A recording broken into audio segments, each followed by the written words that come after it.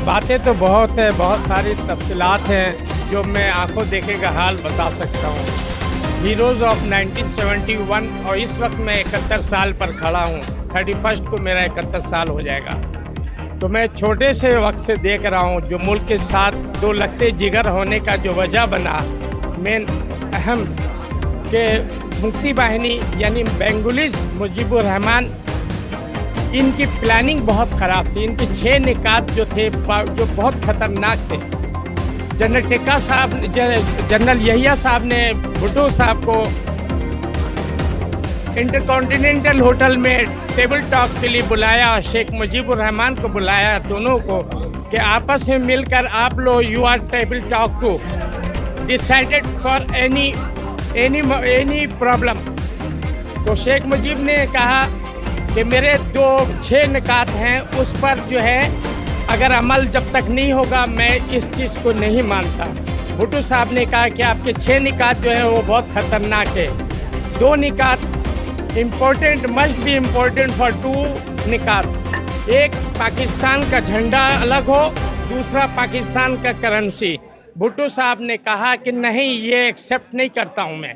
ये 2 चीज़ तो मुल्क को टुकड़ा कर देगा और मुल्क को बंटवारा कर देगा, तो मैं इस चीज़ को नहीं मानता।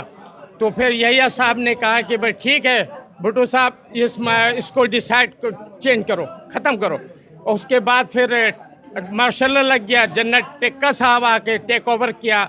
मशरक़ी पाकिस्तान को टेक ओवर करने के बाद उन्होंने कहा कि I want to only for ground nothing man. मैं नॉट बंगाली को मैं नहीं चाहता हूँ, बस सिर्फ और सिर्फ मुझे ग्राउंड चाहिए। I want to only for ground.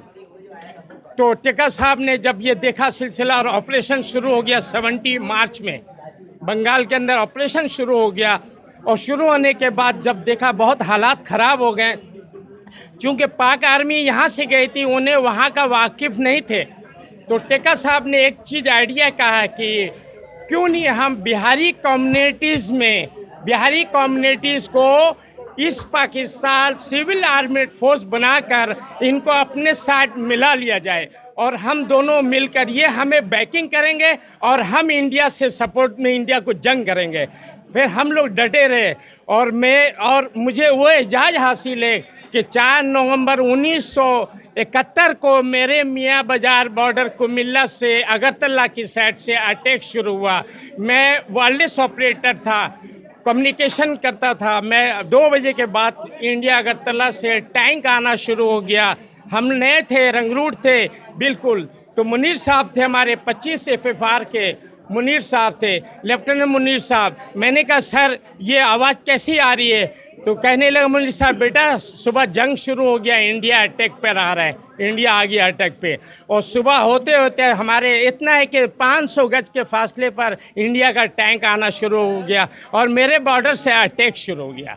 और अटैक होते होते हमें ऑर्डर हुआ। मैंने कहा सर इनको अटैक करते हैं। बोले nothing, no order for general Niazi, आपने अटैक नहीं करना।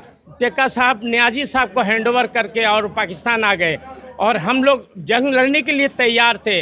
लेकिन हम लोग विड्रॉ होते होते सेक्टर हेडक्वार्टर में हम विड्रॉ हो गए। विड्रॉ होने के बाद जो है ना, इंडिया हमें वहीं पे कैप्चर किया। तीन दिन के बाद हमें कैप्चर कर लिया और हमें इंडिया मुंतकिल कर दिया अगरतला के साइड से मद्रास कैंप में। मैं मद्रास कैंप में 2.5 साल इंडिया गुजारा हूँ और वो बहुत तकलीफ़ की ज़िंदगी गुजारा हूँ।